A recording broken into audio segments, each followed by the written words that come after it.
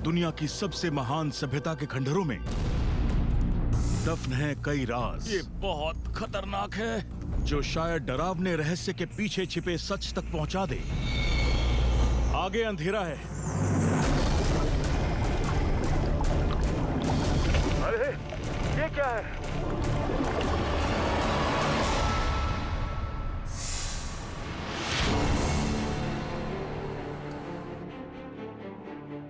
कुछ सालों पहले हर कोई कहता था कि 2012 में पूरी दुनिया खत्म हो जाएगी, पर 2012 आया और गया, पर दुनिया वहीं की वहीं है। लेकिन ये बात कभी माया सभ्यता के बारे में नहीं कही जा सकती है, जो 1000 साल पहले रहस्यमय ढंग से गायब हो गई। उनके खूबसूरत शहर और शानदार पिरामिड्स आज वीरान पड़े हैं और उन पर दोबारा जंगल उगाया है। तो गलतियां कहां हुई? क्या हम अपने भविष्य को बचा सकते हैं उससे जिसने माया साम्राज्य को खत्म किया था? सालों से आर्कियोलॉजिस्ट्स इस गुत्थी को सुलझाने में लगे थे, जिसका जवाब मिल गया है। नए सबूत माया खंडहरों से नहीं, बल्कि जमीन के नीचे मौजूद सीनोटेस यानी अंधेरी पानी से भरी गुफाओं से मिल रहे हैं, जिन्हें माया लोग नीचे की दुनिया में जाने का रास्ता मानते थे। हाल ही में एक मशहूर आर्कियोलॉजिस्ट ने माया राज्य की एक महत्वपूर्ण जगह पर सीक्रेट अंडरग्राउंड चेंबर खोज निकाला है। उनका मानना है कि इस गुफा की खोज माया साम्राज्य के खत्म होने के बारे में हमारी सोच को पूरी तरह बदल देगी। मैं उनके और उनके एक्सप्लोरर्स के साथ मिलकर मायन अंडरवर्ल्ड का पता लगाना चाहता हूं, ऐसी जगह जिसे दानव, भूत और कई कहानियों से जोड़ा जाता है। मैं जानना चाहता हूं कि वो साम्राज्य कैसे मिट गया।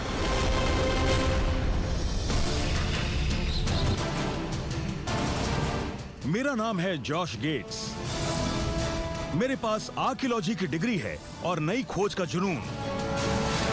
मुझे कई बार अजीब हालातों का सामना करना पड़ता है।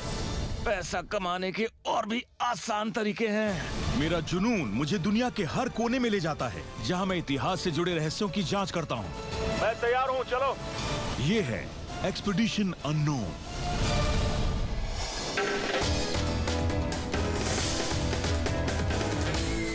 मैक्सिको, अमेरिका के दक्षिण में उसका पड़ोसी देश। इसी के युकेटन पेनिनसुला के छोर पर स्थित है कैनकून शहर। न्यूयॉर्क से यहां पहुंचने में ज्यादा वक्त नहीं लगा, लेकिन मेरे लगेज के कुछ और प्लान्स हैं। मेरा बैग किसी भी वक्त बाहर आता होगा।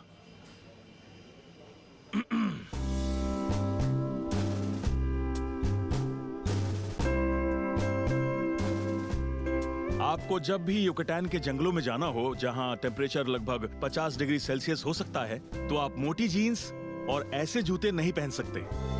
पर देखते हैं क्या होता है। पता चला कि मेरा बैग वॉशिंगटन डीसी चला गया।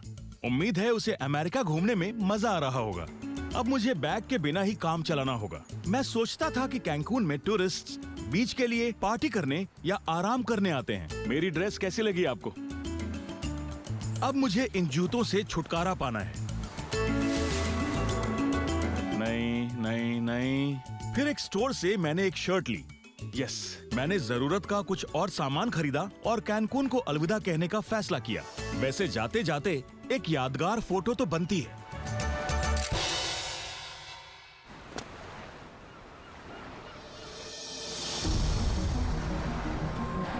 माया साम्राज्य के पतन का रहस्य जानने के लिए मुझे दक्षिण की तरफ 1.5 घंटे का सफर तय करना है। कैनकून से बाहर निकलकर ये सोचना मुश्किल है कि कभी यहाँ बेहद शक्तिशाली सभ्यता फल फूल रही थी। यहाँ से थोड़ा आगे समंदर के किनारे पर जाते ही आपको उनके खूबसूरत निर्माण के सबूत दिखाई दे जाएंगे।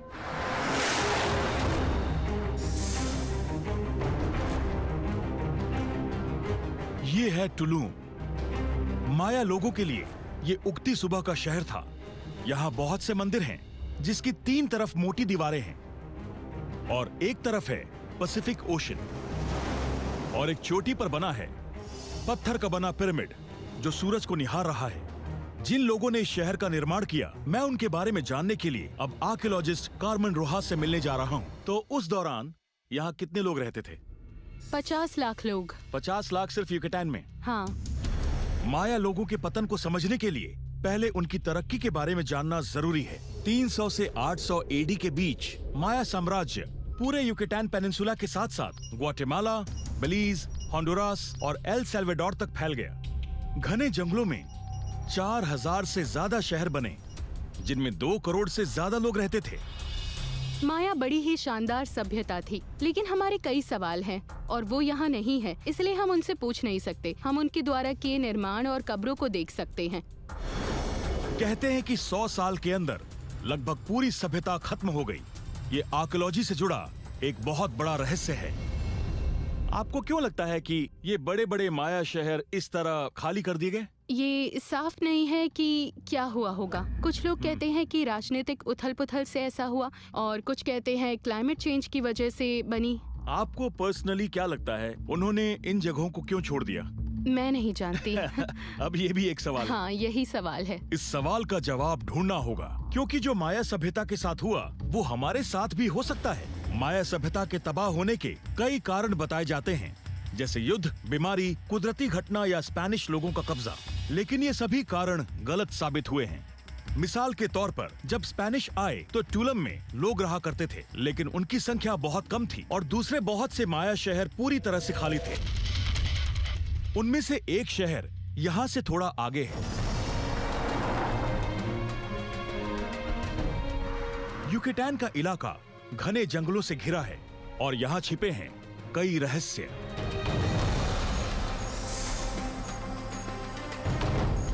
ये कोबा के खंडर हैं। ये युकेटान की सबसे अच्छी जगहों में से एक है। यहाँ थोड़ी बहुत खुदाई हुई है और मैं आपको बता दूं कि यहाँ जंगलों में चारों तरफ रहस्य छिपे हुए हैं। ये जगह लगभग 80 स्क्वायर किलोमीटर में फैली थी और यहाँ 50,000 से ज्यादा लोग रहते थे। यानी उस समय ये लंदन से बड़ा शहर था। आज ये खाली खंडहर माया लोगों की जिंदगी के बारे में बताते हैं। ये है एक मायन बॉल कोट। ये आपको माया साम्राज्य के खंडहर बन चुके हर शहर में मिलेगा, और सिर्फ एक ही नहीं, ज्यादातर शहरों में कई होते थे।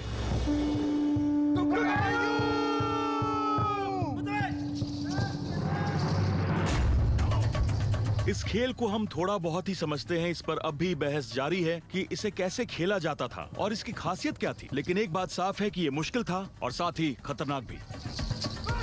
मेसो अमेरिकन बॉल गेम का माया समाज में बहुत महत्व था। इस खेल में थोड़ी फुटबॉल और थोड़ा रैकेट बॉल थी, लेकिन दांव बहुत ऊंचे थे। मायन ग्लिफ से ऐसा लगता है कि खिलाड़ी बॉल को स्टोन हूप के अंदर डालने की कोशिश करते थे। लेकिन ये सिर्फ खेल नहीं था, ये देवताओं के लिए एक रस्म थी। खेल में हारने वाली टीम के सिर काट दिए जाते। कई बार जीतने वाली टीम को भी मार दिया जाता। बॉल कोर्ट्स के साथ साथ कोबा की दूसरी बिल्डिंग्स भी पूरे मेक्सिको में सबसे शानदार हैं। उनमें इश्मुहा भी है, युकेटान में सबसे ऊंचा माया पिरामिड। लेकिन इसकी खूबसूरती को समझने के लिए आपको इसके ऊपर जाना होगा। मैं मेक्सिको ये जानने आया हूँ कि माया साम्राज्य अचानक कैसे खत्म हो गया। कोबा शहर के खंडरों में मेरी खोज जारी है और मेरे सामने है युकेटान का सबसे ऊंचा पिरामिड। आज के कार्डियो वर्कआउट के स्पॉन्सर हैं माया साम्राज्य। चलिए शुरू करें। इस पिरामिड की 100 सीढ़ियां हैं, शायद उससे ज्यादा हों, क्योंकि थक जाने के बाद मैंने उन्हें गिनना छोड़ दिया। मैं बहुत थक चुका हूँ। ये सीढ़ियां खतरनाक हैं। मैं जान गया कि ये सभ्यता क्यों तबाह हुई। ओके।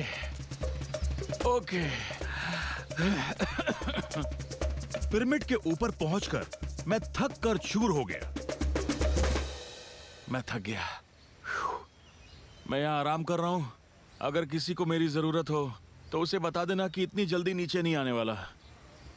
कोई मेरे लिए हेलीकॉप्टर भेज दो। मैं इस वक्त पिरामिड के ऊपर हूँ और कुछ बातें समझ में आ रही हैं।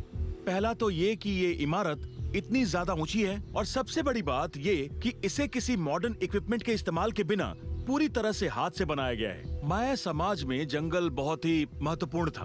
उनके साम्राज्य के खत्म होने के 1000 साल बाद भी यहाँ चारों तरफ जंगल दिखाई दे रहे हैं। हम जानते हैं कि ये विकसित नहीं है और ये इलाका बहुत ज्यादा मुश्किल और कठिन है। यहाँ पहुँचना बहुत मुश्किल है। ये इतना ज्यादा मुश्किल है कि जो ऊंचे टीले आपको वहाँ दिखाई दे रहे हैं वो पिरामिड्स हैं, इसलिए ये काम मुश्किल है। हम जानते हैं कि यहाँ और पिरामिड्स हैं जिनकी खुदाई हम नहीं कर पाए हैं। कोबा की 6500 बिल्डिंग्स में से सिर्फ 2% में खुदाई की गई है। जंगल के साथ साथ इस इलाके में एक और चीज पर मेरा ध्यान गया। यहाँ कहीं भी पानी नहीं है। आप पेड़ों के ऊपर से देखकर ही समझ जाते हैं कि इस इलाके में कुछ भी बनाना कितना मुश्किल था। इतिहास में माया एकमात्र ऐसी बड़ी सभ्यता है जिन्होंने ऐसी जगह शहर बसाए जहाँ नदियाँ नहीं थीं। तो उनका काम कैसे चलता था, मैं ये पता लगाने की कोशिश करूंगा। दिन ढल रहा है और मैं जा रहा हूँ टुलूम, ये जानने की क्या शहर और उसके निवासी बदल गए हैं।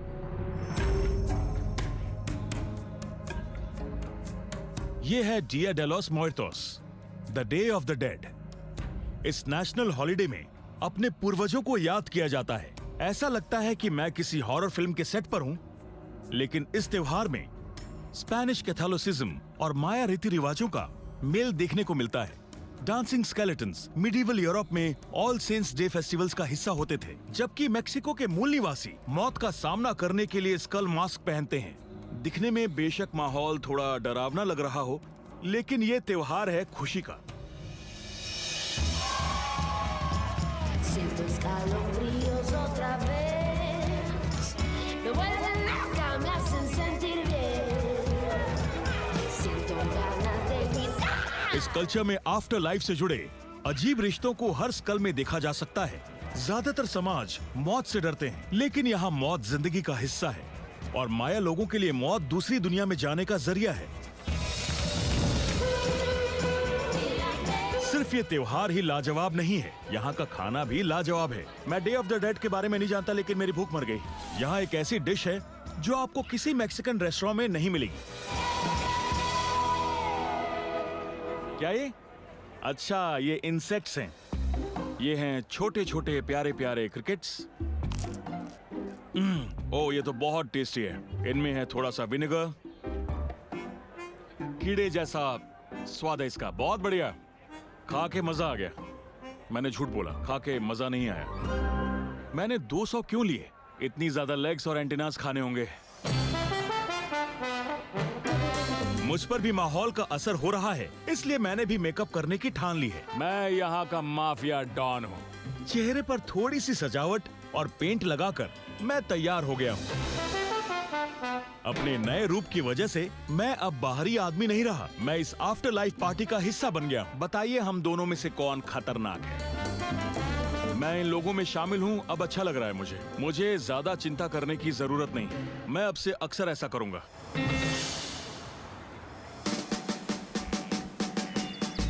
अगले दिन मैंने अपनी खोज को दोबारा शुरू किया ताकि ये जान सकूं कि माया लोग नदियों के बिना कैसे फलते फूलते रहे। मैं एक कुदरती केव कॉम्प्लेक्स की एंट्रेंस पर मैं एक आर्कियोलॉजिस्ट जोआना हिमेनेज से मिल रहा हूँ। हेलो।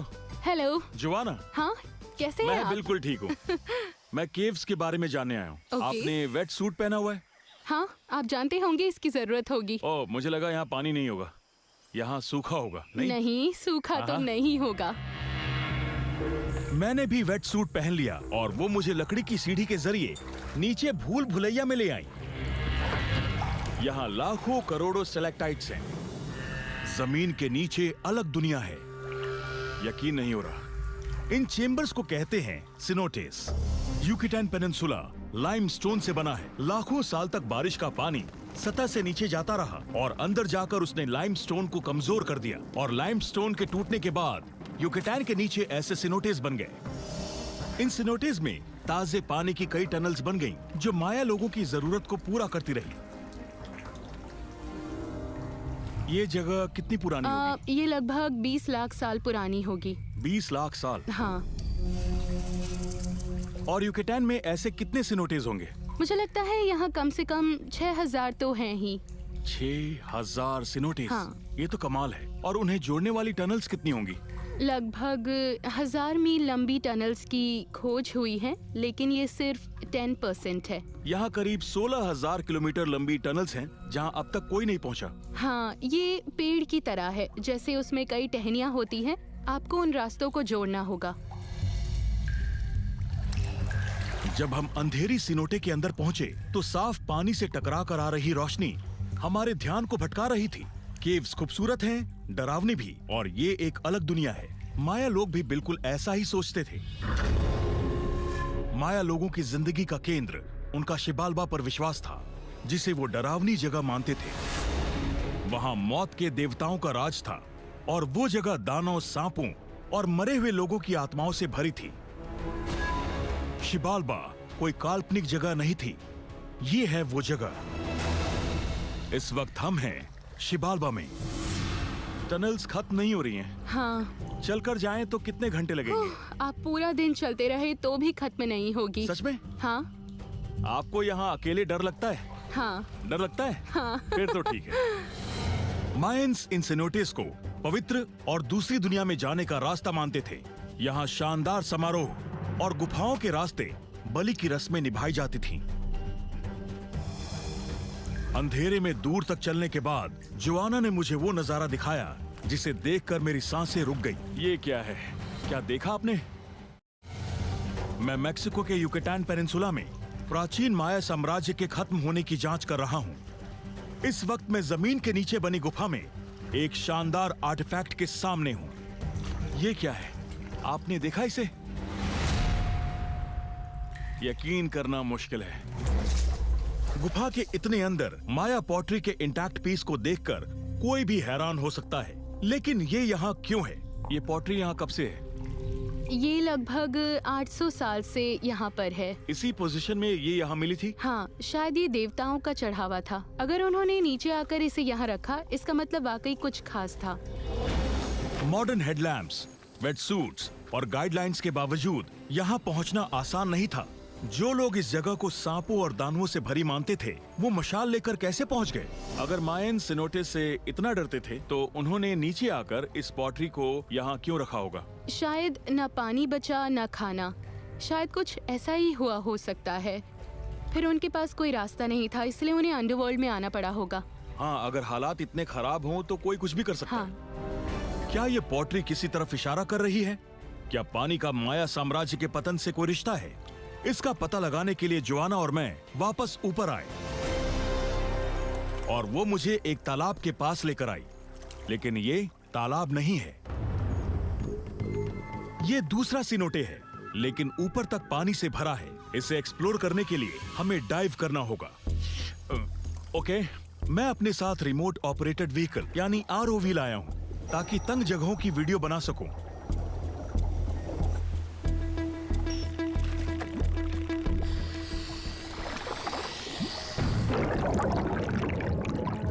हमने डाइव किया और मैं बेहद साफ पानी को देखकर हैरान हूं। सीनोटे की दीवारें सीधी चोटी की तरह हैं और जैसे ही हम नीचे पहुंचे, ऊपर से आ रही रोशनी बंद हो गई। ये जगह बहुत ही डरावनी है, बहुत ही भयानक। और नीचे पहुंचते ही अंधेरे में मेरी नजर एक चीज पर गई। अरे बाप रे, जरा देखिए इसे। हार्ट अटैक आने ही वाला था।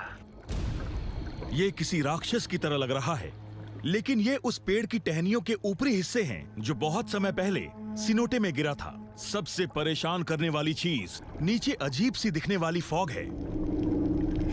मैं फॉग लेयर में एंटर कर रहा हूँ। ये किसी धुंध की तरह है और मुश्किल पैदा कर रही है। मेरी कुछ समझ में नहीं आ रहा। ये है हाइड्रोजन सल्फाइड की लेयर।